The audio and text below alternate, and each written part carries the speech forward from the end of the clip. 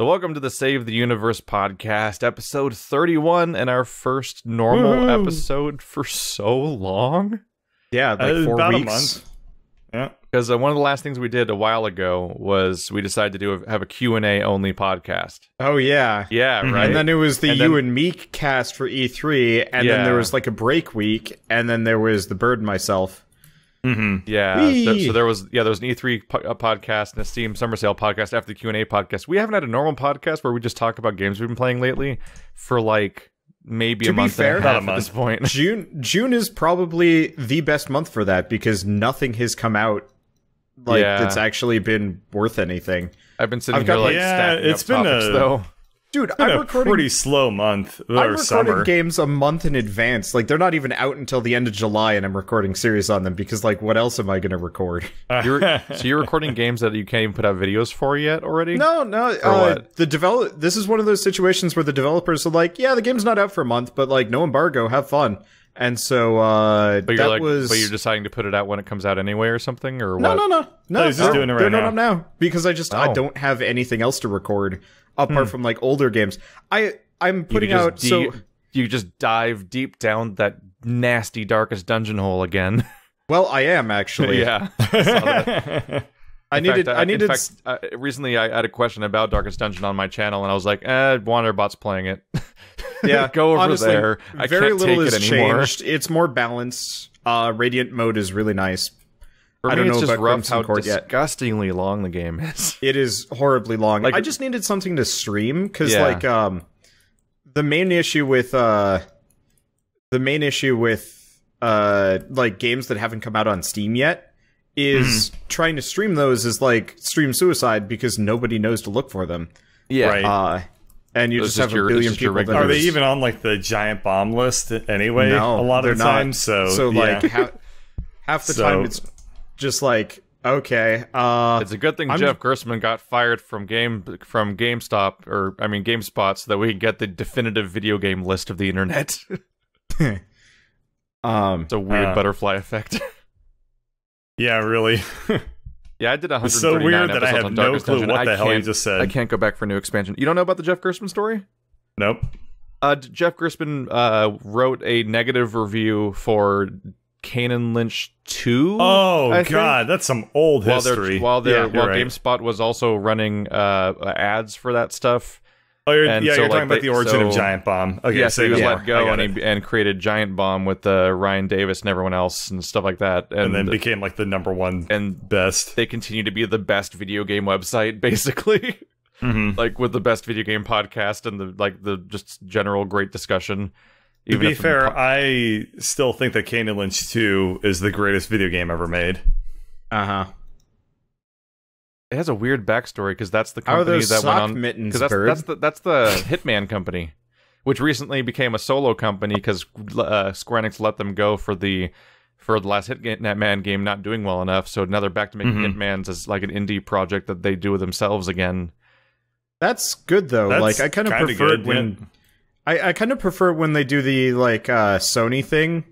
When developers do the Sony like Naughty Dog thing, where it's like very clearly a like direct partnership, but they're not like breathing down their necks. I hate the Activision Bungie setup where it's just like, by the way, if you don't get this game finished by X year, we're gonna take half your company. It's like, what the fuck?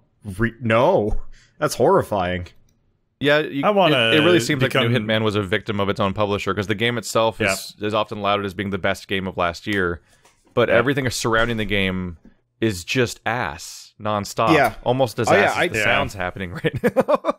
Sorry.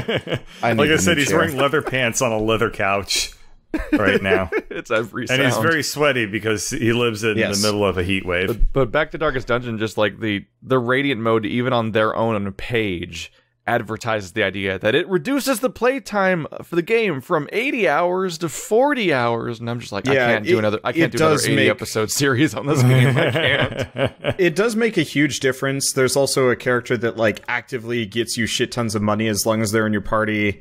I've noticed my character deaths have been like down dramatically Antiquarian? and stuff like that. Yeah, the Antiquarian. Yeah, that's pre-Radiant mode. I had that back when I was playing. But all of them together have made it a fairly easy run. Yeah. Like I've just been kind of I just can't start over breezing again. through it. But yeah, no, it's not worth starting over again. If you still had your save file, I'd say it's almost justified to just play Crimson Court with what you already got and just kind of beast through the lower difficulties until you get up to the like harder stuff. Yeah. But even then, I don't know. I just For me, it's I wanted the something biggest to problems I stream. have with the game are from a Let's Play perspective of just I gotta talk over this thing, and just this Yeah. feeling of like I had a very real feeling of like, wow, I'm literally saying things I've said 10 times before when like during episodes. Like I was just repeating scripts in my head that on how to sucks. react to certain things because the game Some is games just so don't give you enough repetitive. ammo. Yeah. That's where I just start talking about like life, the universe, and everything. Bird, were you giving me shit about this? Where I was talking about money and stuff. No. Again, okay, maybe not. Maybe it was somebody in my audience that sounded like exactly like something you'd say. I frequently Maybe. will like talk about how to let's play and like kind of the Yeah, you you pull back the curtain and go meta.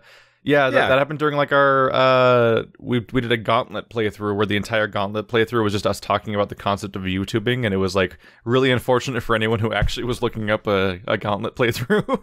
Right. I No, can't- I rough. You can actually watch me give up in real time on Darkest Dungeon, because when I go through my playlist for my most recent playthrough that I did that never finished, you just see the episode titles drop off to not being titled anymore and just numbered for like the Yeah. last episodes. Because I'm just like, I can't anymore. I can't even come up with names for these things. It's just the same game.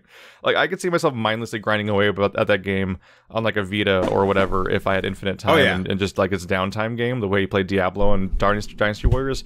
But like talking about it so hard eventually. Mhm. What were you trying to say, Bird? Oh, I was just going to respond to what Wander was saying with regards to, like, talking about, like, money and meta commentary and stuff like that. Like, I try to avoid talking about that as much as possible. So I try not to don't know. talk about specifics, but like, you know, I talked about YouTube Red a while back. I will Right. oftentimes, I for remember better or that. worse, talk about how like AdBlock Plus is kind of mean to YouTubers. Yeah, like I have like I've never criticized you. I don't think Oh. for doing that, but I have actually like sometimes I will admit I do tune out of your streams when you talk about too much meta stuff for too long. Yeah, but it's I don't just think like, I don't think I've ever like made a fuss about it. It was Brian Necros in my chat. He every Okay. once in a while he'll say something, and I was like, "Was that a bird thing?" It also doesn't help that you both have red text. It for also doesn't help my that stream chat. I actually agree he does sound like me sometimes. Yeah, He pops into my chat and I'm like, "Hey Brian, it's like I'm talking to a mirror." Hey, me. Yes. But yeah, sometimes Cool you dude. just kind of But need yeah. to talk about like meta stuff though, because like freaking, Well, I'm still playing God. Dead Cells, and just I- like, what do I talk about after I a mean, while? I was playing Subnautica, and it's just like, okay, I have to swim for a fucking mile. What do I talk about now? Like that's the maddening part of that game, but that's neither here nor there. That's Something that drives Asper. people absolutely nuts on my end is like, if I don't have anything to talk about, I'll start talking about like ways games could be improved or better, and everybody, like, all the comments immediately just go to like, stop whining, and I'm like, I'm just thinking about like cool things that could be done. I'm not even like upset here. This is what you get for the live stream experience. Yeah. No, these are on the YouTube videos. Most people on the Yeah. live stream experience are like pretty down with the idea of me like talking about this stuff. Yeah. and, Yeah, but it's I'll where, do it's suggestions. where the two formats kind of come together. Like, yeah, that's a good point. Like, if Bird was just making videos that he was editing and it was just for YouTube, but then like, oh, I gotta swim for a mile and do nothing, it'd be like, I'm there now. Like, you could like skip Yeah. the part where you have nothing to talk about. But once you're live streaming, it's like, oh shit, I'm here and I can't unbe here. There's something, I guess stuck. we're going to talk about this. This is kind of a fun topic to talk about, but like, there's something to be said for being put in those situations that force you to try and be creative, as interesting as possible. Yeah, And that I kind of appreciate. Like, I mean, it kind of burned me out on Subnautica because it was such a constant thing where it was like, God damn, I have to swim everywhere. And I just have to look at a damn ocean. But, Yeah. like, other times there's something really interesting about being put in under the gun like that. Like, it happened to me a little bit when I was playing Rhyme, where if I got stuck on a puzzle, like, I can't, with the way I have everything set up, like, it's super duper imperative that I, like, can't stop. ever. Oh yeah. So I had to like what I had to do was I had to be very I had to start becoming like really creative with my solutions, which oftentimes led me to solve the puzzles faster and also like have more interesting content. But like there were some times I was playing that game when I could feel myself butting up against like I don't know how to solve this puzzel, and like that silent panic attack of like, what am I going to talk about? Shall we speak of PlayerUnknown's Battleground stuff? Or I could distract you with the solo thing for a little bit, then go back to things that you can talk about, so that we can go oscillate a bit. What is your solo thing? I have desperately wanted to talk about Andromeda. For so long. So it blew my mind away with a crazy, like, high-quality mission. And I was really confused. Admittedly, this is a long time ago now, so it's hard to remember because we didn't talk about video games for so long on this video game podcast. But I did the Liam Costa loyalty mission, because you do a loyalty mission for each character. And it was bizarre, because out of nowhere, this game became like the Citadel DLC for Mass Effect 3, where it becomes like snappy cutscenes and funny dialogue and like actual like physical comedy in a video game and like high quality things like that. Like there's a running gag where like if the you board this like basically supervillain ship and he calls on the hologram to taunt you, and dramatic evil music starts playing, and you can do a quick time event to just hang up on him at any moment. And if you hang up on him, the music stops immediately too, in sync with hanging up on him. And it pays off later with like you're at one point you're bickering with Liam back and forth like freaking Firefly dialogue, and over again you both keep hanging up on the villain that keeps calling you over and over again. The music keeps rising and falling in sync with that. That sounds really fucking funny. Yeah. Meanwhile, you're sabotaging a ship, and it's messing with like its stabilizers for gravity, which means you're playing while like running on the walls and running on the ceiling while debris is all like scattered about, and you're platforming on that, and it complements the verticality and jumping that's built into the game in general. Like it actually like is a level that plays to the game strength of being a game that has boost jumping and dashing and all this third person in combat and physics-based attacks, while having a story that plays to BioWare strengths. And unfortunately, I've now played like another 20 hours since that happened, and I can say that all the way up until that point and all the way since that point, never has that glimmer of quality ever shown its face ever again in the entire game. It is guest written. It's so weird. It is so weird how much effort is given to 1 hour of optional content in this game that never ever shows up again. It's so confusing. I will say this. I miss the days of BioWare having largely like linear things. Like there were kind of open world segments, but for the most part it was linear, and then sometimes it would open up. So it's like, here's a place where you can do a couple of side quests, but mostly it's just like an area. Yeah, like after what happened with Inquisition and especially Andromeda, like they need to go back to making 20-hour games. Because they're making these mega games that where my playthrough was like 170 episodes and crap, and it's just like, but why though? What part of this was good? I still get comments being like, are you going back to it? I'm like, I just can't justify it. Like, I'm enjoying Persona because for the most part it's a linear directed and well-designed experience, and the idea of trying to slog through Mass Effect is just so... So I typed this into our notes earlier as a roller coaster of emotion for Andromeda, and the reason for that is that like this was such a huge high bar for quality that is up there with some of the best stuff that's happened in BioWare games with like the Mass Effect franchise, and it hit a low, like a real low. There's a place called Eladin. It's the last planet you visit in the game as far as like the places that you terraform and everything like that, and everything started to break. And not make sense, basically. There's a few other things. There's a few weird things. Like one, I never terraformed the planet, but they told me I had 100% viability and that I could now bring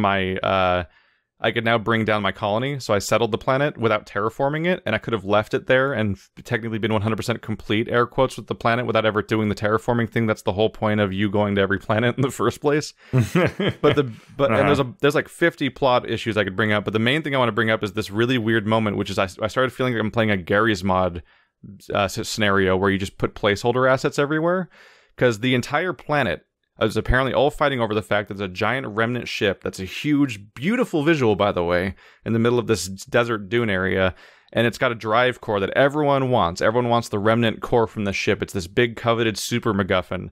And when you get there, not only does it only take like 10 minutes to get there and you just fight your way in 2 seconds and it's no big deal and it's like weirdly overhyped. When you get to it, the drive core itself is a normal platform tipped sideways to make it look like a physical object. And then there's these, throughout the entire game, there's these things called integrated tech nodes that are just a weird pedestal with tentacle-looking things out of it. And all you do is scan them to get tech points, basically. It's supposed to be a throwaway thing like the Reployer from Prey, where it's just like a nonsensical item that serves all purposes.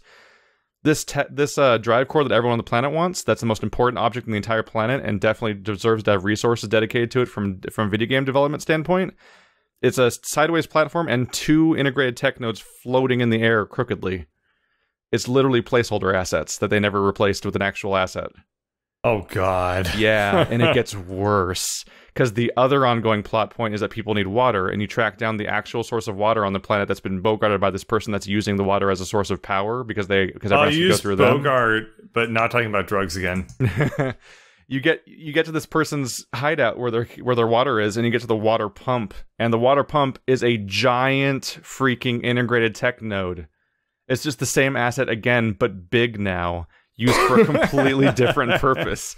It's like, and it's not like they took like they didn't take like a super obscure model. It is the single most common object you look at in the game whenever you're in remnant areas, because it's the thing that gives you the tech points that let you develop games throughout the entire game. Like, it's like the most important object that you see constantly and interact with. And they use it as placeholders in multiple locations where I presume they were going to replace it with an actual building or something, and just didn't. And then the game launched. Not only did the game launch, but it's been out for like 4 months now. And so I don't think they're ever going to replace it. So it's I've heard also that they might not be putting out their single-player DLC. It's just like the equivalent of like if you saw teddy bears scattered around, and then when you got to important plot points, the plot point objects were also giant teddy bears of different colors. And no one thought it was weird in universe. Like, it's so weird how unfinished those parts of the game and how polished the other parts are. Like, it shows you that like this thing is ultimately it's a mismanaged project on a fundamental level, and nothing makes it more clear than that gulf of quality from moment to moment. It's the kind of inconsistency you get from Sonic the Hedgehog games that are always made in like 9 months for as little money as possible. So it's been a trip. You want to talk about Players Unknown Battlegrounds? I mean, not overwhelmingly. I wanted to mention, because shooting sucks. Yeah, shooting sucks. It's fascinating. It's, I think, the first multiplayer game where I prefer to only play with one other person. Like, I legitimately don't really enjoy playing 4-player because it's just too easy get our to asses like kicked every time. Whereas, like, when I'm playing co-op with Keith, generally we have like a legitimate chance to like fight people and like not suck. And I think one of the problems is that if we're traveling as a squad, we always hold up in places and then just get killed. Because like we can't, with 4 people, it's like so much harder to coordinate like an assault that we just end up like getting stuck in firefights and dying. We just like park our asses. I really like being in a 4-person squad in that game. I think my other problem is like I would be a bigger fan if I actually was able to accomplish anything ever. Yeah, it's really frustrating for me. Kind of the other problem, which is like when I'm playing, there's kind of that calculated question of like, am I going to be the first one to die, and then I'm going to have to watch my 3 squad mates running around without me for the next like while, or you know what happened with Andrew the other night, which is just like the best thing ever. That was pretty interesting. But it was interesting, but it's like, if I have to do that repeatedly, I think I'd get really, really, like, cheesed off about it, because I legitimately, like, want to practice and get good about it. So with, like, 2 players... Basically been my entire experience with the game. Is me watching other people play it. That's always the hard thing about trying to get groups together for multiplayer games, is that everyone has to be game for it, and that almost never happens. So in this case, I'm the one that's like super like up for what's happening so far, but I don't know if it'll last because everyone else is going to fall off. Yeah, I mean, Age of Conan all over again. I'm fine for playing more of it. Did you even play any Age of Conan? Not on my channel. It was once upon a time I I got every single one of my friends to all play Age of Conan. Like we all agreed to get it at launch. We're talking about the MMORPG that came out like 6 years ago or something. Yeah, not Conan Empires. Conan Exiles. No, yeah, it's called Age of Conan, the MMORPG, and it was interesting because it had directional melee attacks, so it had other elements attached to your melee and everything. I was having fun with it. Every single one of my friends quit playing within a week, and I was like, "Oh." I tried doing that with Lord of the Rings Online. Because I think Lord of the Rings Online... No. When Lord of the Rings Online went free-to-play, or maybe when D&D Online went free-to-play, that's what it was. I don't even know if they ever had the subscription model, but they went free-to-play really fast. And so I was just like, hey, let's play this. And my D&D group were like, yeah, sure, that sounds really fun. And then they all downloaded it, and then we're like, we're not interested. And then just, that was it. And I was like, all right. I've been like prepping my clerics so I can make sure that we can complete things, and I guess, well, that's... Something goes wrong in every game. Yeah. You just had to get motion sickness in GTA 5, didn't you? Yeah. We were going to do heists. There were other reasons. We were going to do heists. We could conceivably still do heists. It was the open world stuff that I think... There was such a flip switch of like... I remember there was a prolonged period of us not doing heists because we were afraid of excluding people, to then everyone not playing it simultaneously and no one gets to do heists. I think that also kind of suffered from the... what was it? The problem where one person starts playing like a lot more than the others. Yeah, that happened pretty hardcore with that game. But it's okay, because we just don't play with any of those people now. It's true. I mean, I would not be surprised, actually, if that wasn't the game that kind of divided us to begin with. Yeah. But yeah, there was a thing where we had other people we played that game with, and, like, several of them would just start marathoning the game every day, all day, and grew into very different motivations for what they wanted to do with their average session, while also having, like, end-game content stuff while we had, like, a pistol. So at one point... it's also one of those where, like, anytime we tried to do anything competitive, there was kind of such a wide skill gap. Like, we were trying to do the planes versus snipers thing, and I just get sniped hopping into my plane, and I'm like, well, alright, I'm done. I had so much fun editing the shenanigan stuff. Like, the highlight of the entire sessions we had, I think, for GTA was that day where we tried to take taxis at the top of a mountain. Yeah, and just that was like one of the first things we did. It was hilarious. That was like 2 or 3 sessions in eventually, but like it was like that was such a long, prolonged thing from us trying to all call taxis to all take them up, and that not panning out, and then like eventually all just deciding to like, I don't know if we raced to the top of the mountain or what. It took us like an hour to go to the top of a fucking hill in that game because we decided. At least, God bless us, we stuck to it. We were like, we're getting to the top of that hill. Yep. And we did. It just took a long time. But I mean, I just remember like some of the sessions of that game, like I would hop on to play with everybody, and I'd be like, hey Bird, what level are you? Like 9, and they're like, oh, I'm level 28. And it's like, well, it's gonna be fun. What content are we allowed to play? And it's like, I'm not even like mad about that. It just like became a problem. For me, the other thing is just the way GTA Online is set up is such a like downer for me, because I specifically don't enjoy I specifically don't enjoy the Skinner's box. Well, the Skinner box, but like it exists to sell shark cards at this point, and I actually saw that Watch Dogs 2 has, I think, released their multiplayer, and I was actually going to float the idea, because, like, they don't have the Skinner box. It's just kind of screw around with the, like, online stuff, and, like, it'll be a lesser experience, but at least I won't feel like a walking piggy bank for shit, who develops GTA at this point? Rockstar? It's always been Rockstar. Yeah. Sorry. I never think of them as a company because GTA 5 is the first and only Rockstar product I've ever played. Oh, is it? Yeah. Interesting. My favorite one's always been Bully. Yeah, I never got into Bully. Bully was a very interesting game. No follow-up of any kind. Thanks, Rockstar. Does it really need one? They've got the follow-up. They keep making in more development. Rockstars. I mean, more GTAs. Yeah. They've got the follow-up in development right now. Do they actually. really? Oh. Yeah. Oh, interesting. Yeah, they released some teaser stuff at E3. Oh, So, interesting. You Yeah, will Bully get, was just a really neat little game. you will get your bully too. Yeah, Yeah, I'll get my saw- bully. who was it? I think it was like yeah. I think it was Viva Visor.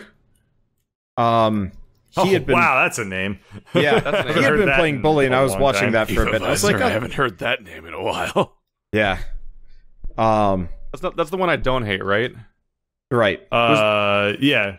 Vatiwa is the guy that Yeah. you were thinking of. There we go. They have frustratingly similar names, which is what I say every time we talk about them. Mhm. Yeah. But so Viva Visor had been doing a playthrough, and I was like, that looks kind of vaguely interesting. I just Mhm. Oh, his channel's dead. oh yeah, he's been Yeah, dead. he quit a long time It's been ago. 2 years. Yep. Welp. And I remember I used to like look up to him Pour one specifically out as like for the our fallen brethren. His commentary was Pocket good. pack, Dry. colors and but it spiders. was dry. yeah, it was good and dry, which kind of goes Well, he was a multiple something ways. awfuler through and through. Yeah, So he was a form Let's Player, like, primarily. Oh wow, you have to scroll down 4 years to get to his bully playthrough. yeah. That was a while Yep. ago. What did he do outside of? He was a pretty smart dude, right? Yeah, he was in IT or programming. Yeah, it was something like that. I remember that people. I remember in the Achievement Hunter community, by which I don't mean Rooster Teeth, but achievement hunting in general, like True Achievements and Xbox 360 Achievements.org and stuff like that. There was like a hubbub for a bit of people being mad about Bully because one of the achievements Yeah. requires you to kiss 20 dudes. I remember that. That Yeah, it's used to called be controversial. It's called Over the Rainbow because I had a quest for kissing guys. It was Well, one of the that's- very first games that actually showed like guys kissing each other, if I remember. And Because they're that like, was fuck back. it, we're a rock star. Yeah, that was back when that was controversial. It's still controversial. I'm sure you'd still get people pissed off about it, but it was controversial then too. Meanwhile, kind of glad- there's other people who are like, I'm going to buy the Japanese version because it has a separate achievement list so I can get the achievement for kissing 20 dudes twice. Wow. The internet's a weird place. A very weird place. We should talk What is about I've never heard of PUBG this a little internet bit more. before. The What internet. is this internet? I guess part of it with PUBG is like I almost feel like we shouldn't too much because we've only like just played it for 2 days. Yeah, but we haven't, for people listening to the podcast, we haven't introduced the concept of why this game is interesting in the first place. Fair enough. Like, it's one of those Third-person like shooter. It's kinda it's like a water Hunger Games. cooler like game. Yeah. That you like the main reason why you want to play it is because it's so dynamic in how or it's, like it's what was the storytelling word again? We emergent. Emergent It storytelling. has emergent stories. That's like the main Yeah. the main draw to it. Unless you're just really competitive, I guess. But we're not. Yeah. Yeah. It's But the- kind of so the- like the fun here's what the parts of actual Daisy. Game is there's been a recent hype and focus almost traced back to Minecraft, I guess, even just open world survival games that have gone in different paths. And one of the big specific offshoots has been the Arma 2 mod DayZ, which is a big Russian made up island location where you fight zombies and each other. But it's that game there's and no Rust and goal. other stuff like that are just sandboxes. Mm-hmm. You can build stuff up, and you can get a goal, and you can get super decked out. And you can die permanently at any moment, and then have to respawn naked again, and so on and so forth. Like it's continuous and it's impactful and everything, but it's just a sandbox. So some games have taken that kind of gameplay and given it focus. And one of the big cases here is in a PlayerUnknown's Battlegrounds. You straight up it's that type of map and those gameplay mechanics. With all of the survival mechanics stripped out, it's just weapon acquisition and health and healing items and stuff like that, and no disease control or hypothermia is in the game. But it turns into a battle royale situation where a plane flies over the continent and everyone jumps out whenever they want to and all lands on different parts of the island. And then it does really interesting things where it forces the match to be in a 20 to 30 minute territory, because basically a series of randomly generated shrinking circles will spawn on the map that ferry all the players towards specific locations over time, as the number of players naturally decreases just due to proximity and permadeath, until you have like a last man standing finally. And it's a really surprisingly elegant design for that concept. And really the main things holding it back are things like netcode and how well an indie developer can make responsive third-person shooter combat and stuff like that. Apparently not well. The shooting does not feel great. Yeah, No. the shooting, Such a cool the shooting idea, though. is very clunky feeling in the game. There have been so many times when I aim at something and I try to shoot it and I hit like a tree branch to my left, and I'm like, how? It wasn't even fucking there, man. Oh, it's frustrating. I'm just wondering, like, what if like Ubisoft picked, like, this is a Ubisoft idea. If a developer was going to pick up this specific idea and make their version of it, like, what if Ubisoft made that out of like a Ghost Recon franchise? If it was the this fits well, Ghost I was going to Recon. say the Rainbow Six. I was going to say if it was the Siege people, it would be great. Anybody else from Ubisoft probably would be terrible. I was just thinking, like, I realized that this actually fits more or less elements, like a lot of the design sensibilities of the original Rainbow Six games. I mean, Ghost Recon games. Because those were permadeath, almost instant death missions where you had to carefully sneak through an entire place and do like almost impossible missions, basically, where at any moment a single mistake would cost you everything. Like, that used to be the main campaign of those games. Like, they were a lot like what this was, actually. So it's interesting that that's kind of come back in fashion in a weird way. Like, it's kind of like how roguelike is a lot of this like old school mechanics becoming popular again, and Dark Souls and old school mechanics becoming popular again. Like, in a way, this is kind of like a weird return to like the original Ghost Recons. That's weird to think about. Yep. Now, which one has better shooting? A PS1 third-person shooter or this one? God, it's probably a toss-up, man. I might throw it in original Ghost Recon. Back when everyone was square people. Yeah, sure. Everyone was a boxy mascot man.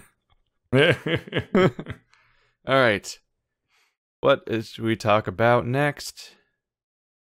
You have any questions? Actually, Bird, you want to tell us about your escape room experience, since you've been to a real one now? Oh, yeah. Well, it wasn't really an escape room because you're allowed to leave at any given time. That's always true, legally. But yeah, it's true. But like, you're allowed back in, is what I'm saying. Yeah, that's like how you can leave and work. come back. Yeah, okay. So it was like not really an escape room, but it was like a puzzle hunt. So basically this was sponsored by Amazon for Amazon employees. And what we did was, it was just like from 10 to 6 p.m. You sit in a room with a team of up to 8 people, and they just release puzzles. And those puzzles just go out into just get emailed to you. And they're all like pencil and paper, but some of them also have like audio files that have to go along with it and stuff like that. And you have to solve them too, and that unlocks meta puzzles, which you then solve, which then unlock like the next tier. And in total, there's like 8 or 9 puzzles or whatever. So this was something I did not with my team, but with a couple of other coworkers, just from people that I know around the company that I don't directly work with, but they're people that I know who went on to other teams and stuff like that. And so what we did was just formed a team, went into a room, sat down, and just jammed out on some puzzles. And they were super hard. They were really, really difficult. There was like one that was basically like somebody made up their own version of Sudoku, where it was like you played it on a pyramid instead. And that was like really tough. Because, I mean, these are puzzles that are designed to be entertaining towards like MIT graduates and stuff. So for them, it's like they usually beat these things in like, I want to say there was one team of like all Berkeley grads, and they had beat it by about 3 p.m. So for mere mortals like myself, we weren't able to finish it. But they were all like really, really like requiring a lot of like creative thinking. So one of them that I thought was like really fascinating was we had to listen to a bunch of lyrics, and I couldn't it was like 11 songs, each of which were just like these small samplings of lyrics, and like that was literally the entire thing. It was just like sit back, relax, and enjoy the tunes, and we had to guess the code word based off of listening to all of these songs. It's like that fucking hard. Did you have like cooldowns on like you guess 3 times and you have to wait 5 minutes for like any weird stuff like that? Yeah, you can't write brute forcing algorithms because people will do that if they're professional programmers. Oh.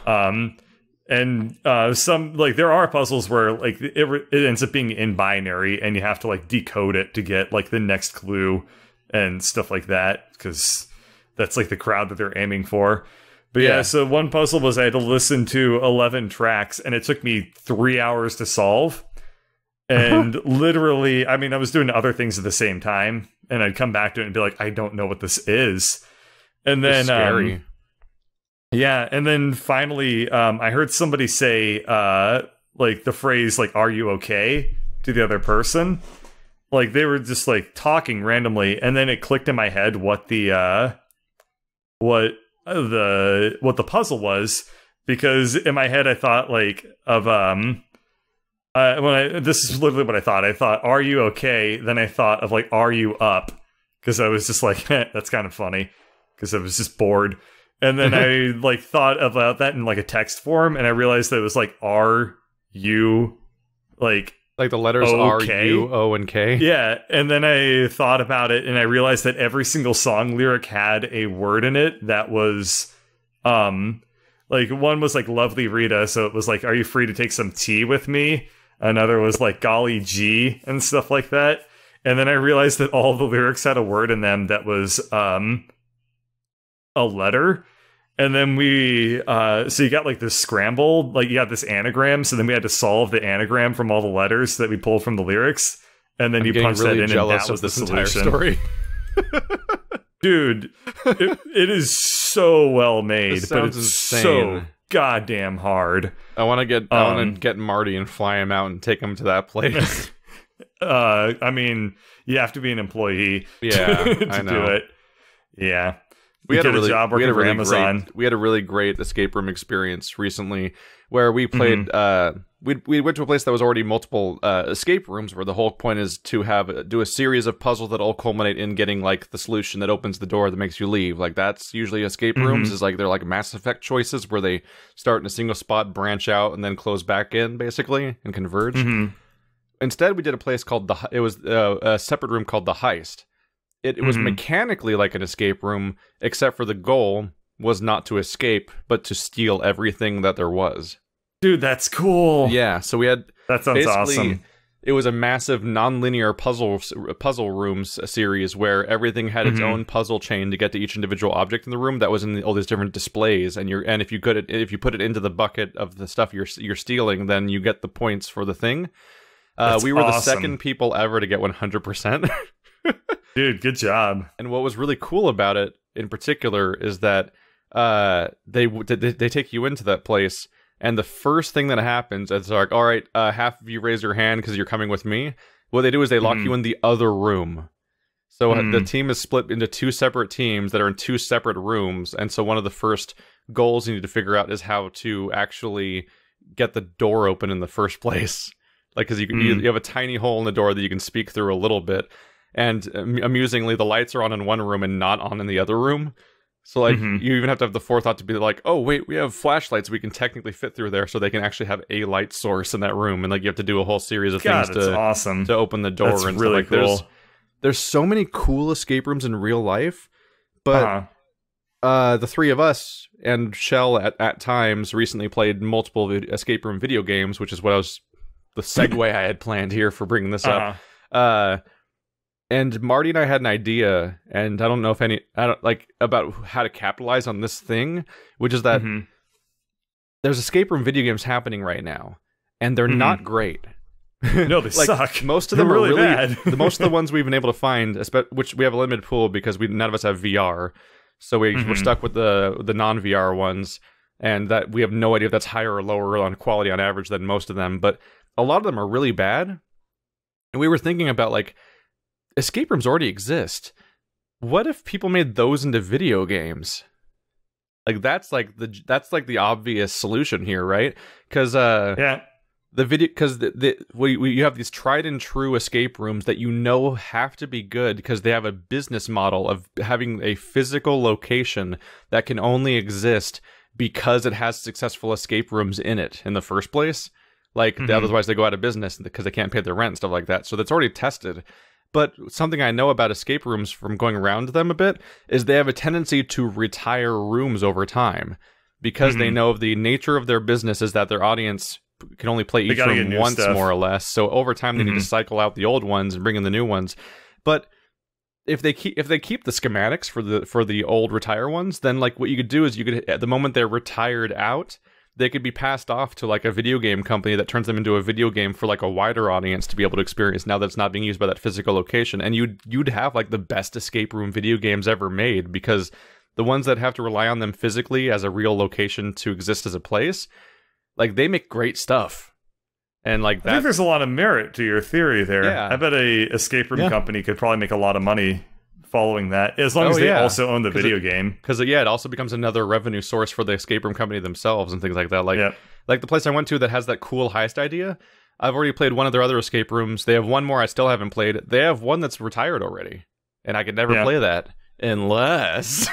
And like that's an evergreen revenue source that you put on Steam and it goes on sales and stuff like that, and people keep finding it for years and buying it. Like that would probably I don't think that exists, but it should. Brush up on your programming. We need a Telltale Games of escape room companies. Like a Telltale Games that farms out all the different escape rooms that are retiring from different companies around the world. Yeah. I mean, go ahead and fire up Unity. Start going to escape rooms and taking notes, and then steal their ideas. Yeah, because puzzles are not fucked up. It would be really fucked up for you to do that. That's unethical. That is not. That's not a business partnership. That is intellectual game mechanics theft. are technically not copyrightable, so you sort of could. Yeah, maybe. I mean, some of them are kind of copyrightable. You'd get blacklisted. Like if you did that, they would probably figure out who you are and ban you from every escape room. You'd be like the guy trying to steal the Coca-Cola recipe. Somebody actually pulled that off. Remember? I don't remember. Oh, there was a story a couple of years ago. Oh yeah, guy stole the recipe, tried to sell it to Pepsi, and Pepsi turned him in. Pepsi didn't want it. Yeah. Like we're not. What the fuck? Who do you think we are? We're not doing this. People want Pepsi. They don't want Coke. They didn't think that Pepsi would know better than to like accept that kind of thing. Yeah. What did they think was going to happen? Yeah.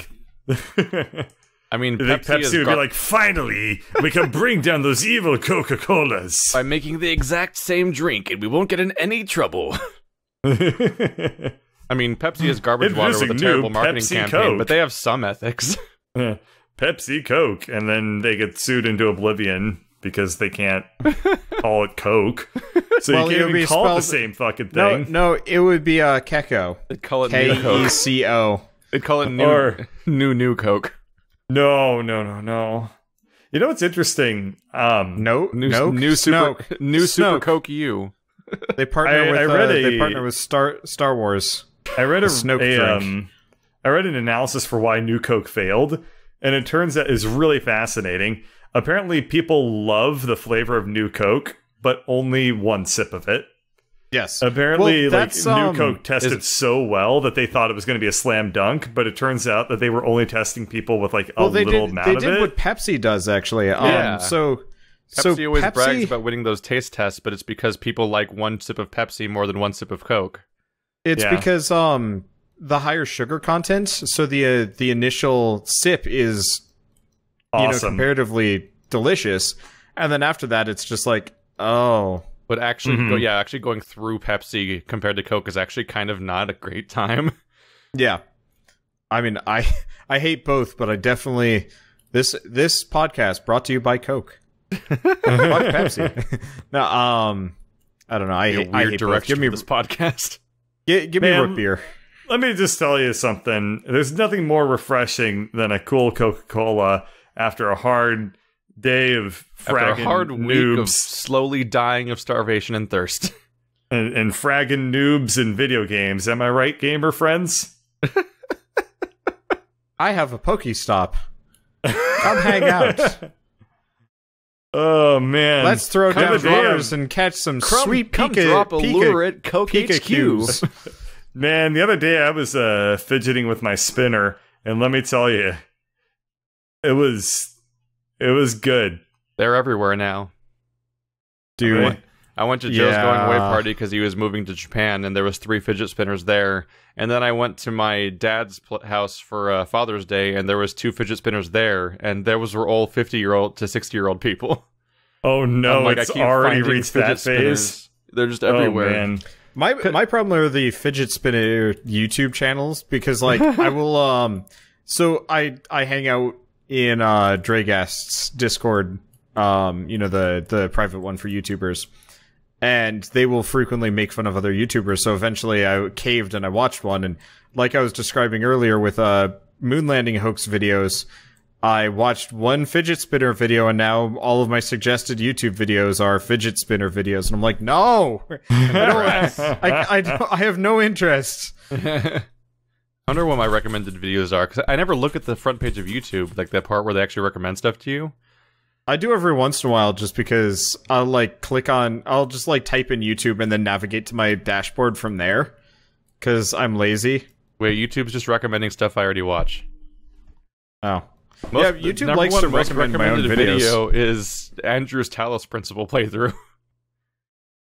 Then it's Slow-Mo Guys, then my video, Captain Disillusion, previously recorded Film Cow, Vlogbrothers, something that looks a lot like Jesse Cox, but being stolen and re-uploaded by someone else? Dynasty Warriors? I don't know. I'm the important thing is trying to learn how to dab right now, and it looks more like I just stepped out of a goddamn Renaissance painting when I do it. Oh, are you just trying like- to dab on camera? Yes. What else would I be doing right now? Jackass. I mean, I don't have an answer, I guess. But Yeah, talking okay, about when I our do terrible, When I do it, I have like a fucking like David reaching out to God thing going on with my left hand, and it's just I don't do it right. I suck at dabbing, guys. I really suck at dabbing. I guess Anyway, what were you saying? I guess cannot that's going to be be a the fellow title child. of this podcast, maybe. I suck at dabbing. I'm so bad, man. Like I said, it's like Bird sucks at being hip child. Oh my god. man. So, on the topic of the escape rooms, so we got around to playing 3 different escape rooms of varying purpose and quality. One was that we finally got around to the one that we played a long time ago with me, Wander, and Shell, which was The Last Will. We roped in Bird on it and had an interesting experience. It started off strong. The beginning is good. The second part is okay, and then the third and fourth are you're like, did they just give up? Sucked. They Yeah, just They just gave up. They ran out of steam. It got Like, the so fact bad. that the last puzzle is more just like, take Grandpa's mind and he'll solve the puzzle for you. It's like, where's this grand finale puzzle? Like, I think the last puzzle we did was just a kind of silly word puzzle where we just had to think up enough. No, remember the last puzzle we mutations. did was like there was like some math things involved, and I was all literally the- said, "Guys, all we need to do is just keep pressing buttons, and we'll solve the puzzle." Oh, you're right. And then by And the time you then- finish that sentence, you would solve the puzzle. yeah, I like, think I had within- flipped it or Bird had. Yeah. The Within problem a couple of that quickly seconds, came we up solved was it. that the game wants to be replayable and randomized for some reason, as opposed to just being like well laid out. So every chapter or floor or whatever is 5 rooms that are randomly jammed together. And the individual puzzles can be kind of interesting. Like there was that one pipe puzzle where you had to where you could only flip 3 valves, and you had to make the path of the water or gas or whatever perfectly like go through the system correctly. So you had to find the correct solution. Like there's some fun stuff like that. But oftentimes the general layout would just be that like you go into a room, There's one puzzle. Half the time is spent just trying to find what the one puzzle is in the first place, but the one puzzle is basically like either like click these 3 things or what's the answer to this math problem and stuff like that. And then the moment it's over, you leave the room. I'm like, that's not an escape room setup. There's no puzzle chain at any point in the entire game. It's just every room is one puzzle with some atmosphere. Yeah, but the puzzles quickly got bad. I kind of noticed a trend where, like, you guys would get, like, really wrapped up in something, and I was, like, just fucking around stacking boxes or whatever, and then I'd, like, tune in and be like, oh, it's this. And because you guys kind of were wrapped up in the details or whatever, like the freaking shelf one, where you guys were, like, trying to find hints and whatnot. Yeah, and I was just, like, I looked at the shelves, and I'm like, it's just this. And then I, like, the shelf one was really bad. The shelf one was horrible. That was a room that wasn't even just being wrapped in we were just wrapped up in the atmosphere. That one straight up had like the makings of like 4 different puzzles in it, which was a little bit the point because they did kind of introduce that was like the workshop that they were making the puzzles in the first place, so they're like scraps. But it was so incomprehensible to figure out what might be a puzzle mechanic.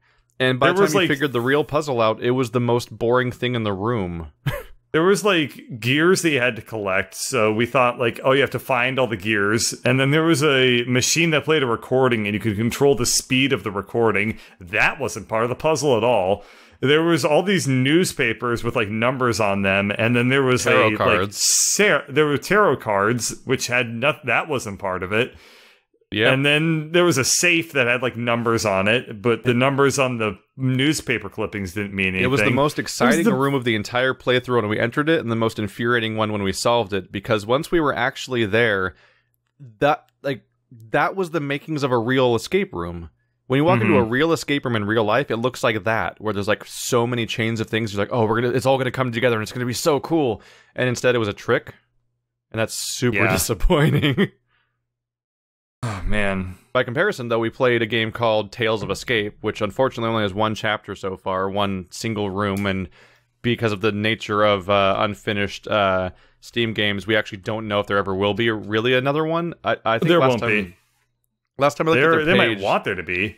There's not going to be one, though. So there might be another one coming out, because on June 7th, they put out a thing called Testers Wanted, talking about the next chapter. So like they apparently have enough of a next chapter that they're trying to get it tested. So...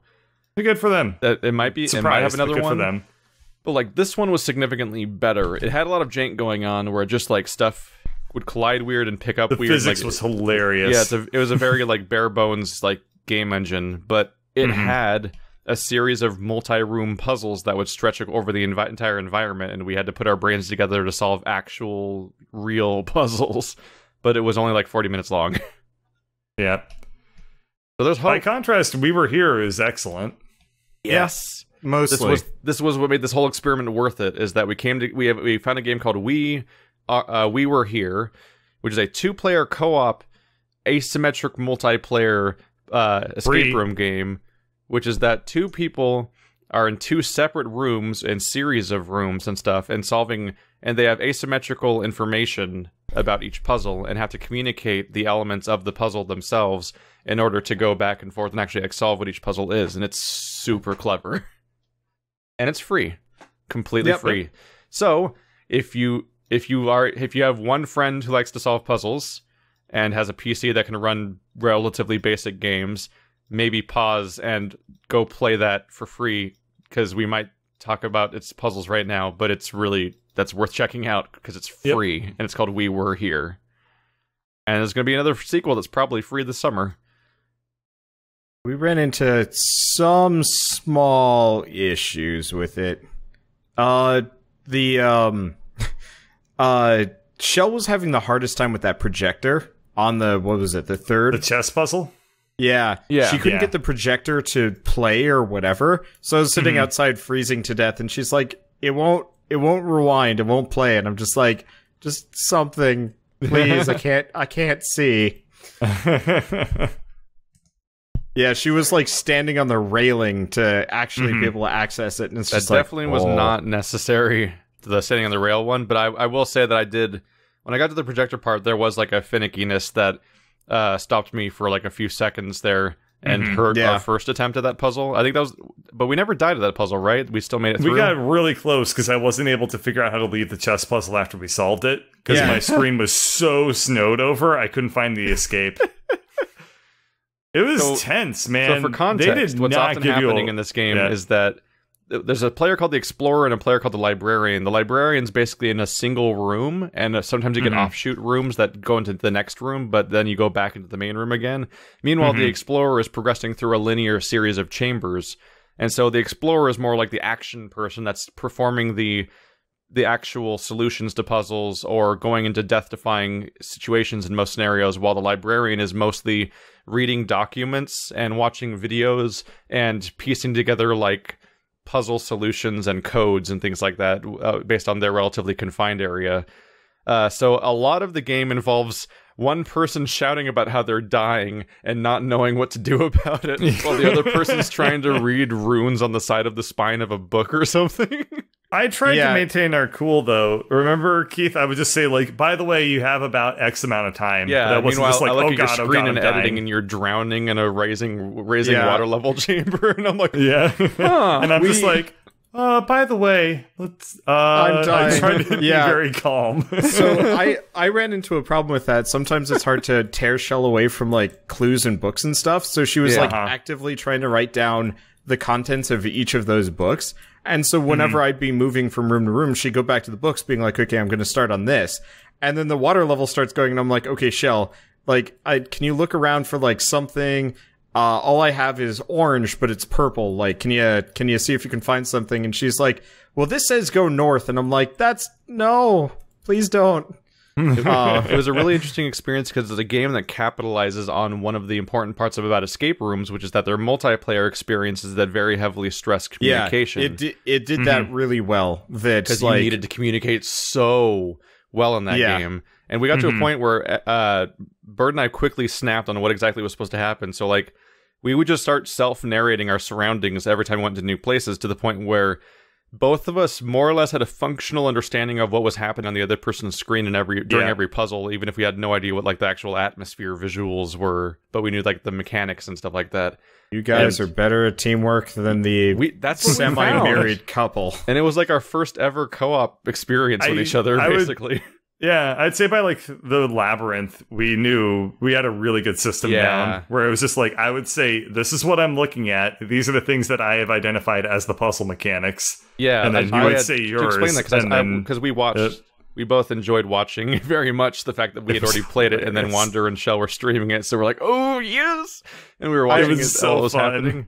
I think Shell really wanted those books to like be a thing, because I know for the maze section specifically, she pulled out a random book and it's like, okay, now head north, and I'm like, that's a wall. And so she's like going from book to book trying to figure out like which one's relevant, because maybe one of them gives the correct directions to the maze. Part of the difficulty of being the librarian is that you're given a lot of the puzzle elements for the entire playthrough right away. You get the books like Shell in the first room. Join conversation if she can't hear us. Shell, grab your microphone if you're going to be trying to rebut these things. But yeah, didn't you get the books in the first room, Keith, or the second room? That's the thing, they were like, when you're the librarian, the thing you have to juggle is the fact that you have the mechanics for like the majority of the solutions immediately. Like there are rooms that open up over time. Like when Bird was at the part where he has to like figure out where he has the weird picture of the bird and stuff like that. Yeah, like that was a separate chamber for me with a ton of different portraits and stuff like that. But most of the puzzle mechanics were literally in the main room, and you didn't know when they were going to matter. So, like, I was looking at books right off the bat, because he was like, I got weird symbols, and so I was looking at the books. Like, is it this symbol on the book? And, like, so you have to trade those kinds of things off. Definitely intentional on the developer's part, and good on them for doing it. It's about information parsing. So, I don't know if you've edited it or not, Wander? Haven't yet. I just got the footage yesterday. So, do you know what happened? Do you know what was happening in the maze? So what we did actually was, after we beat it the first time, we decided to play through it a second time, which was, I want to say, at least 10 times faster, and it was like, it was like the smooth sailing the entire way through. Yeah, so I actually got to see both sides, and it is definitely so much more like understandable once you have even just seen the librarian chamber. And what it's laid out like. Yeah. I wish for some of the time sensitive ones they had maybe been a little bit less time sensitive. Well, I wish for the play I wish for the play in the chess one your vision didn't dim. I'm totally down with like I'm totally down with like it being time sensitive. Like maybe your character's like shivering more audibly, or like because that's part of the scramble is that like the other person has to parse which information under a time limit is the thing that's relevant to the person who's dying in the chamber. Because like by the end of our first run on the chess one, we'd figured it out finally. Because it wasn't immediately apparent to Shell that I had to play both sides. She always played as the black player in chess. So all of her directions were black-centric, whereas I've always been the white player. Yeah. So she's like, okay, so it's the bishop on the right. And I'm like, what? That was one of the biggest moments the where your communication was totally breaking down, and neither of you were contextualizing what was happening on your screen to the other. Yeah, like she wasn't explaining that she was looking at a holograph of the like a projection of a chessboard, and like this is on top and this is on bottom. But you also weren't explaining that you were standing in the middle of a giant chessboard that was life size, and like neither of you knew what was on each other's screens. Yeah. Did you ever find out what you guys were missing during the maze? During the maze? Yeah. The guiding light, specifically. Yeah, I never figured that one out. It tells you the light will guide your way and stuff. And in the librarian chamber, there's actually a switch you can crank, and it'll like crank a generator that puts light on the map, which makes all of the doors and switches light up. So you can see every single door and switch in the maze. I just stumbled upon the correct solution by sheer happenstance. I mean, for the most part, it was pretty easy to figure out. So I was just like, all right. So I flipped this here and I flipped no time this. limit in that one, despite introducing the specter of a threat. Yeah, there was like a little creature. Zombie. I didn't see the zombie. I just saw like a foot like disappear around a corner, and that was just the end of it. Zombie. Yeah. Yeah. Yeah, they introduced a monster, but that's actually the only part of the game where you were safe. That thing scared the shit out of me, man. Yeah, Bird saw that and he wanted out. He wanted to switch places. I didn't want to be in a labyrinth with a fucking monster, and then you got these paintings of these dogs. You thought they were adorable. Dude, I thought I was gonna die. Now that I'm thinking about it, some kind of combination between Amnesia and We Were Here would be amazing. Oh, don't fuck with that. Oh, I just want to see more games from this developer. I want to see this continue, because like this was actually good. They're making We Were Here too, right? For. Yeah, there's a We Are Here too.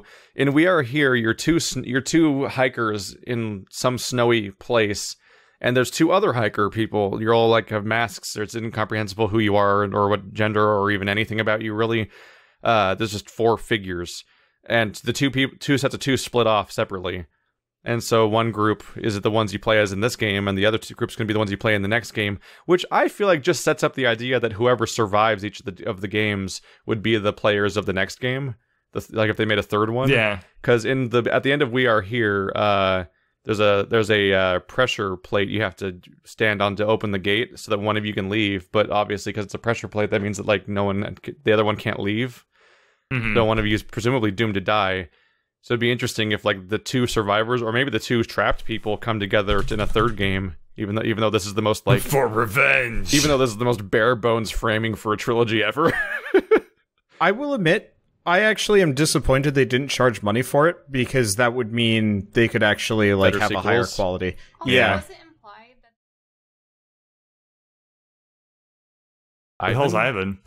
that terrible? Yeah, remember the play, The King?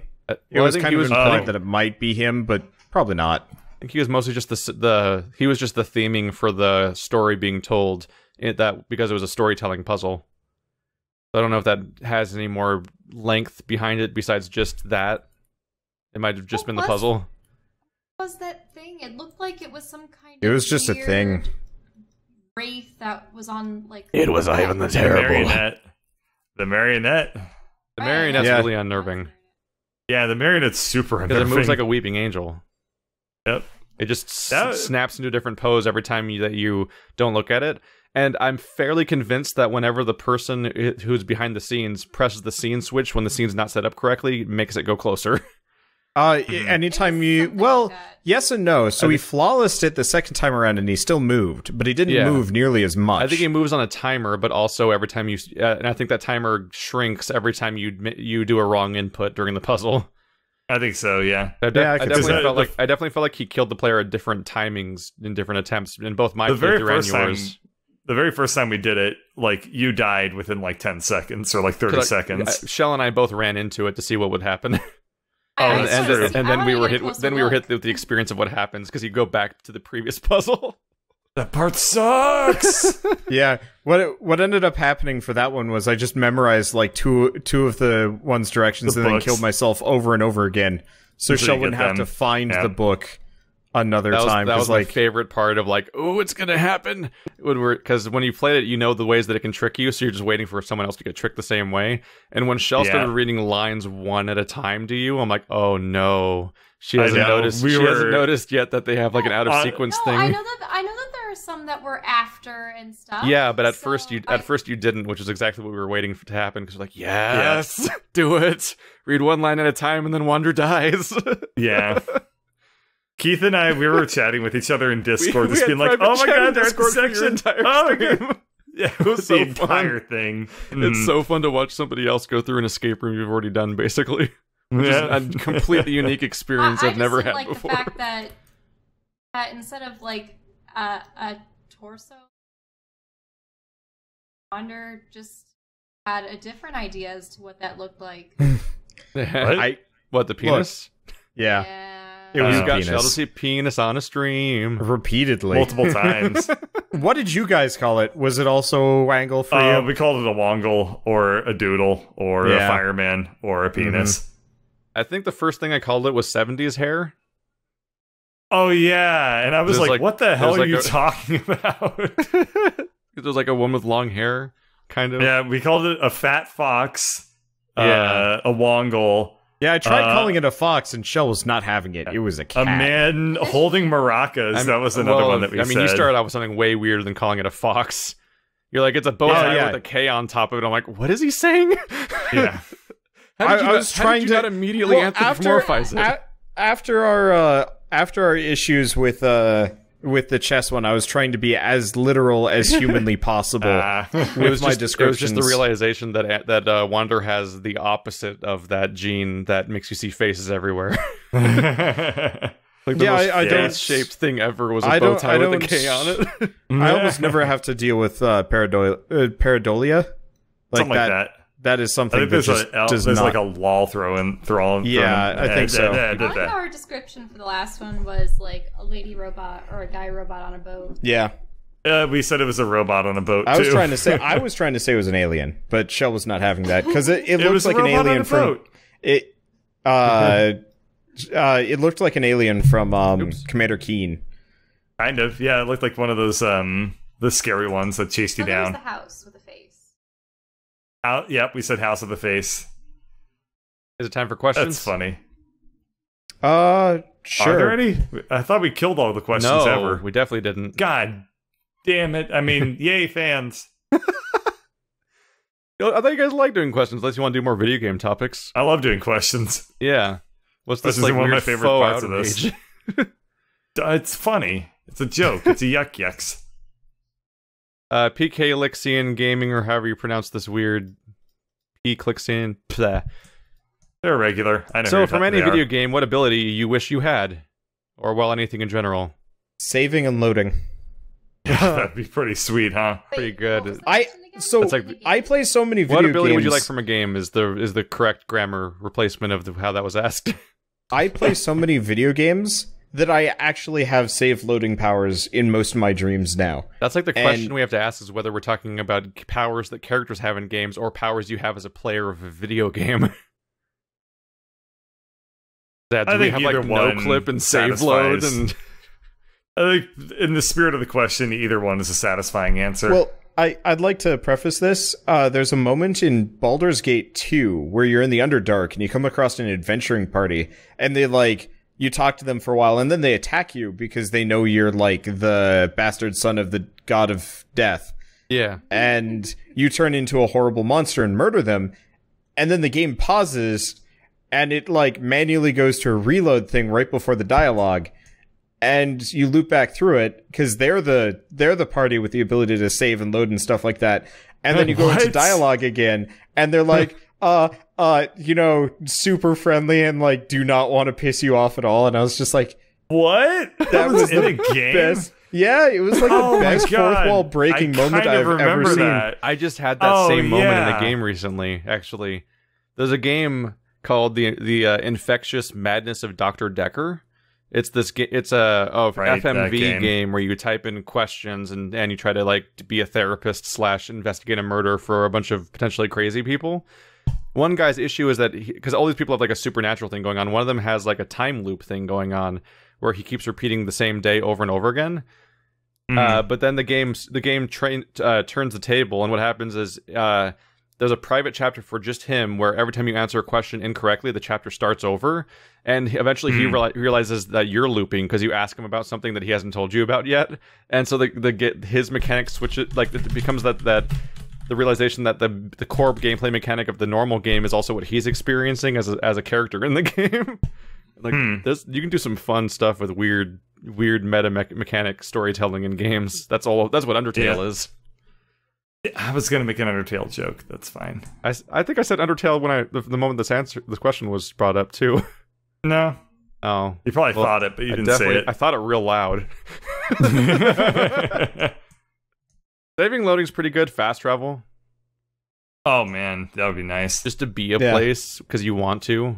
The jumper power, basically.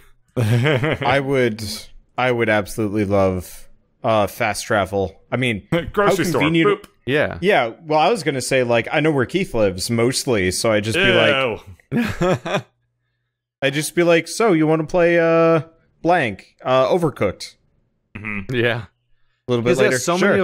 There are so many of life's problems that are caused by distance or travel time and like so on and so forth. Like there's so many things I don't do because I'd have to leave Central California, but there's also so many things I don't do necessarily because I'd have to drive an hour through or drive what might be 2 hours through Sacramento traffic because I don't know what's wrong with this region, but there's a crash every day. So every time I try to leave through Sacramento, there's just like an hour of backed up traffic to get to what used to be a 5-minute drive. Then I can move on to the hour of actually driving where I'm trying to go, which is miserable. I don't know why there's a crash. So horrible. There's some traffic ruining crash every day lately. It's driving me crazy. I want self-driving cars to be done in the future. Yeah, seriously. We all do. I miss having to commute to a job because I would always be made late. Accidents on the road. Helped, and the only that wouldn't even work. Right. Yeah, fast travel and quick save, quick load would be so good. I don't know what I would answer for that. I guess God. I don't know. Never really thought about it too much. I kind of like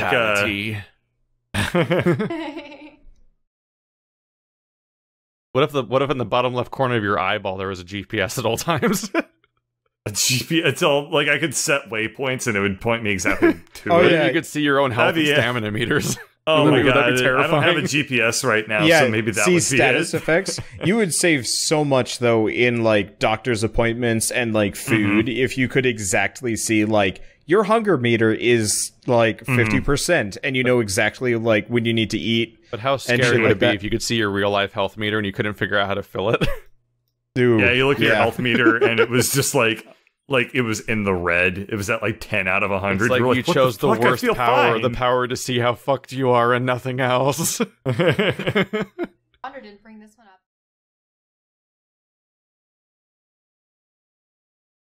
That would be fun. Yeah. One thing that was interesting,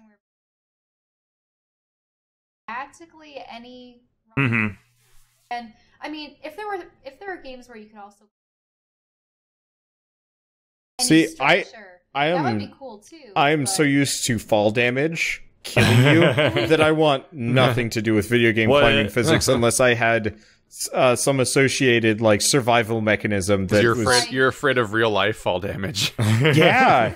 Dude, I got kicked off of a like a 10-foot cliff once and landed on like my neck, and I was out for like the worst part 2 hours. Yeah, that was didn't take that fall very well.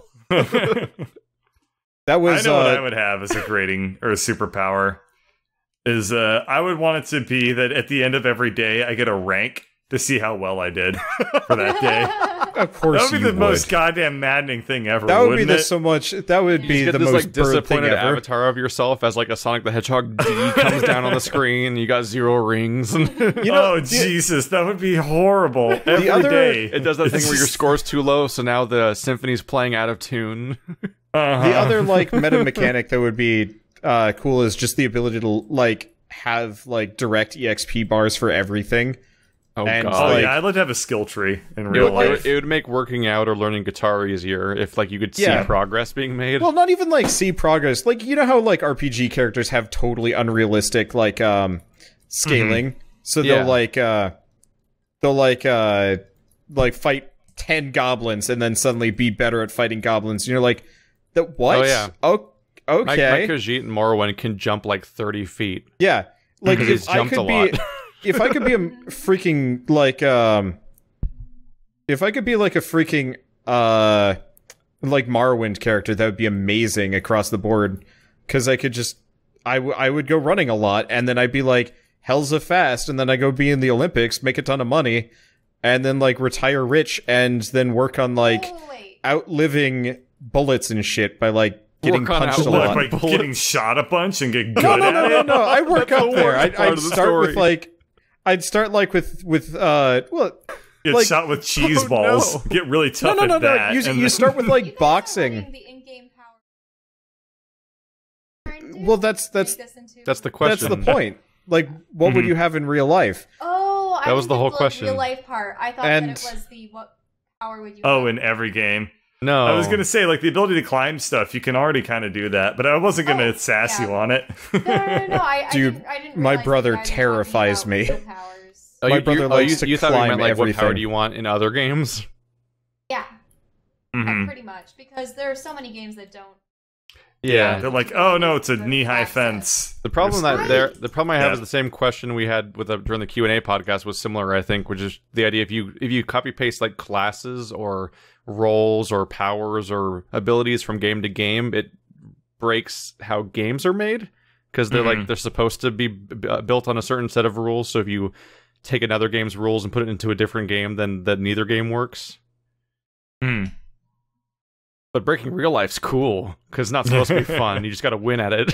The whole like real life stuff, I'll still stand by like having.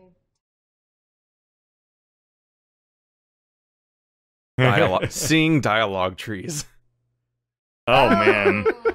Oh yeah. man. And No, it would seeing- give you percentages on how well your line was gonna land and stuff. Yeah, Oh, seeing God. like rep gain bonuses, like oh shoot, what game? What game was? Renegade and Oh. Paragon options. Yeah, You mean Professional option, flirty option, casual option. what game was it, Shell? you have to do that? Huh? There was a game we had to play where we could actively see what like option would get us the most amount of rep with somebody. Oh, Tyranny.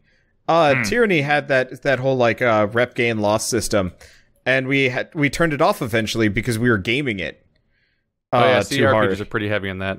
You never finished that, did you? No, Nah. You never I- experienced why it made me mad? I know why it made you mad. I wanted to- Part of it, Time. yeah. That in It's okay, I Wanderbot. love One day you'll characters. finish a non-JRPG. Yeah. My problem is, like, JRPGs can be kind of, like, iffy a lot of the time, but generally they're, like, kind of consistent the entire way through.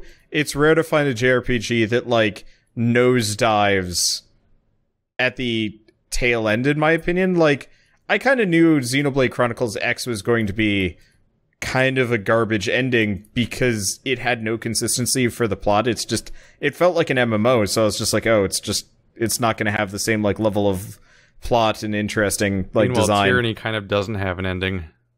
Yeah. Oh hey guys, why hasn't anyone brought up inventory?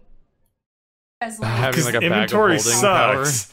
Inventory is the most annoying part of every video game. Yeah. Well, it depends the if it fact was that like you can carry inventory. massive things or great quantities of things in like a nothingness space. I guess. Yeah. It depends on the nowhere limitations. If it was one of those where like I could pick up the whole freaking like car and bring it with me, oh yeah, I'd be down with that. You know, it's just like, oh, well, we have to park. Nope, cars in my inventory. Yeah, like when you're playing Morrowind, you're like, oh, my inventory space is so restrictive. But in reality, you're holding like 7 suits of armor. It's like, that's so impossible. Like you're basically carrying a car at that point. That's a fair point. I guess I not really thought that through. Okay, we got time for one more question. Chat says pausing and unpausing life. That's a good one. That's a valid point too. Did I tell you how Tyranny ended? By the way, Wander? Yes, I know how Tyranny ends. Where it's like the story is basically like, it's time to gear up for the last fight. Roll credits. Yep. Yep. I don't remember if we answered this one already. Darkrius asks, "What's your favorite RPGs from your childhood?" Chrono Trigger. Golden Easy. Dragon Warrior Monsters. Easy answer. Dragon Warrior Monsters. That's a good one. So I grew up with a very similar aged and similar interested sibling. So I couldn't really, and we had one copy of everything basically. So like we had a console and of each type of console and stuff like that, and a lot of our time was spent being stuck in like the back room of my dad's shop with one TV. So like you couldn't split up entertainment sources and stuff like that. You had to fight over what the TV is going to be used for and things like that. So this is why so many parents, by the way, love the goddamn Switch, because it doesn't hog the TV. Anyway, continue. So RPGs were the antithesis of the type of game I could play. So like, it wasn't until I got a Game Boy Advance finally that I finally got into RPGs for maybe the first time, which was basically the Golden Sun 1 and 2. Yep. And those... So you liked Golden Sun? Yeah. Those songs are burned into my brain. The Isaac's battle theme, the just fucking loops in my brain forever. I don't remember that, but the moment you did that, the rest of that like song popped into my head. Yes, I spent really so much time on Golden Sun. I never beat it though. Good. It's not a long game by comparison. I beat the first one. The grind curve on the second game before the final dungeon was brutal, though. That game has a really fun sequel idea, which is that you encounter certain other characters during the main story of the first game, and they're there like right from the beginning too. Like there's a character named Felix that you encounter early on, and he has his own separate party of people. And they have a parallel story that's happening like simultaneously with the main Golden Sun story. And so in Golden Sun 2, you just play as those people in a separate adventure. And I'm like, that's a really good idea. You know what's kind of funny about the people that made Golden Sun is that that's not like what they usually make. Because what they usually make is like Mario Golf. That's weird to think about. That. Yeah, like, okay, let's look at what the Golden Sun developers do. Mario Sports, Mario Tennis, Mario Golf, Mario Tennis, Golden Sun. We love golf, Mario Tennis, Mario Tennis, Mario Golf, Golden Sun, Mario Mobile Golf, Golden Sun, Mario Tennis, Mario Golf. Because I can't not, I have to link the Binding of Isaac theme song. I mean, sorry, the Isaac Battle song in all of the available chats. Oh man, for availability. That actually began my understanding of what I now know is just the trend with JRPGs, which is way too overcomplicated progression / class systems of some kind. There's always a nightmare thing going on in every game that you can maybe kind of ignore if you really try, but it's sort of what they want you to focus on. And in Golden Sun, it was that you would collect djinns, which are these little little elemental creatures, and you could equip like 3 of them or something at a time, and the combination of ones you had equipped at a time would change your entire class. And so there was like 50 or whatever number of like hidden classes where like you went from being really basic people like a healer and a soldier to being like a ninja and someone who can summon a Ragnarok and all this other crap, because you happen to have like a fire djinn and 2 wind djinns or something equipped, and then you had, so it turned into that so annoying. Yeah, it was like the nightmare of like trying to go through all the classes that exist in like the Final Fantasy Tactics universe and stuff like that. Right. And like that. I've been realizing that every single JRPG I ever play either has a overcomplicated progression system, class system, or battle system that you have to like sit down for 20 minutes to try to explain to somebody because it's so abstracted and strange. Like Resonance of Fate is like a turn-based third-person shooter. Yeah, man. Well, we probably don't have time for any other questions, so shall we round this one out? I heard Chrono Trigger. I said Golden Sun. Did everyone else answer? I had said Knights of the Old Republic. Right, KOTOR. And I said Dragon Warrior Monsters. Right. Yeah, KOTOR is the reason why I really religiously and loyally followed every single BioWare game since 2004 or 2 or whatever. And, well, if I want more BioWare fix, I might have to go back and play it because I don't think I'm going to get any more of it anymore. Yeah. Oh. I mean, unless they really learn from this. Anthem's totally going to be like a Borderlands style game, I think. I don't think it's going to be comparable. We'll see, though. I would love to be surprised. I mean, one of my earliest memories I can think of right now is actually of me playing Chrono Trigger, because I learned how to emulate SNES games. I learned that was a thing right before I moved from Maryland to New Mexico when I was like 8 or 9. Yeah. So I remember. Wait, that's one of your earliest memories?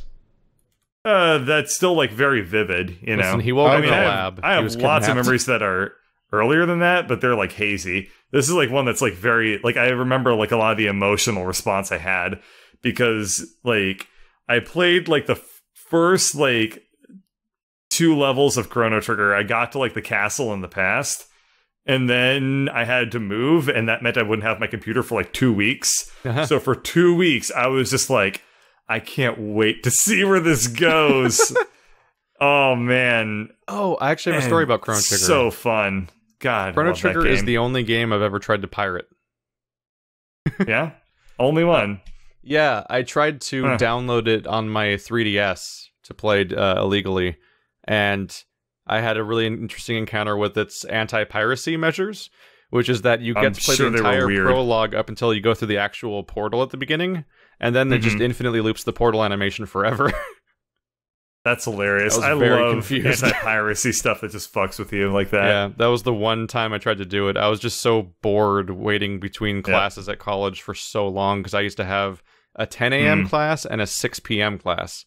Oh, there was some stuff in the middle too, but I had to commute for an hour to get to school for a 10 a.m. class, and then I'd get out at 7 to then commute to back home to get home at like 8. So it's like there was so much downtime in the middle of the day that I would try to get down to shit I shouldn't be doing probably, and that was my punishment. Alrighty, well, I guess that's all for today. We'll see you guys next time on the Save the Universe podcast. Send your questions to FourNerdsQuestions@gmail.com. Yep. I should probably set up a Save the Universe questions email that makes more sense if we're not going to call it 4Nerds anymore. Well, it's because here and there one of us has to say or...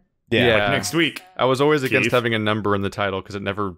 I'm like, that's just rife for tragedy. We pulled it off for like 27 episodes in a row. Yeah, it rolled off the tongue really well, but this makes more sense. Well, also, like, I don't know if you're ever gonna, like, bring anyone else on in the future.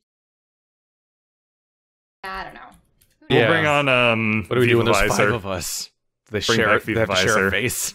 I mean, we already share a screen, right? Well, see you guys next time.